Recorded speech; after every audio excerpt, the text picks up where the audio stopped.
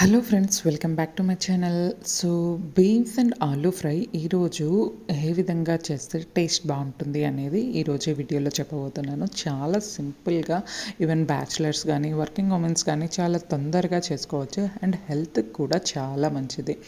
So video let's get started. First అయితే బీన్స్ని వీడియోలో చూపించే విధంగా చిన్న చిన్న ముక్కలు అయితే కోసుకోండి.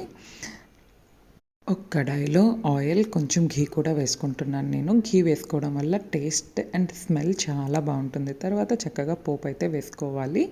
ఇక్కడ నేను మిర్చి కొంచెం పెద్ద సైజులో వేసుకున్నాను. ఎందుకు అంటే బీన్స్ అండ్ మిర్చి రెండు సేమ్ కలర్లో ఉంటాయి కదా. సో మిర్చి బై మిస్టేక్ తినేస్తారు కాబట్టి నేను పెద్ద సైజులో వేసుకుంటున్నాను. సో మీకు కావాలంటే మీరు కూడా ఈ విధంగా వేసుకోవచ్చు.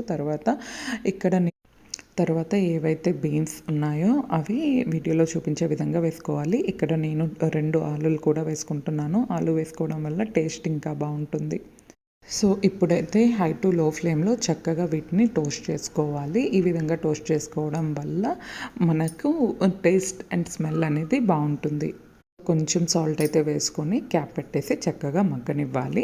సో ఇది చక్కగా మగ్గిన తర్వాత స్ట్రక్చర్ అయితే ఈ విధంగా వస్తుంది. సో కొంచెం పసుపు వేసుకోవాలి. ఇదంతా లో ఫ్లేమ్లోనే చేయాలి, హై ఫ్లేమ్లో చేయకూడదు.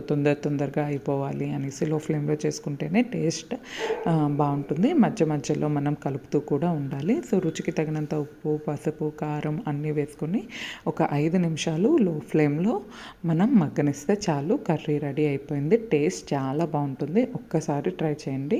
ఐ హోప్ మీకు ఈ వీడియో నచ్చింది అనుకుంటా. Thank you for watching my video. Please like it, share it and comment it.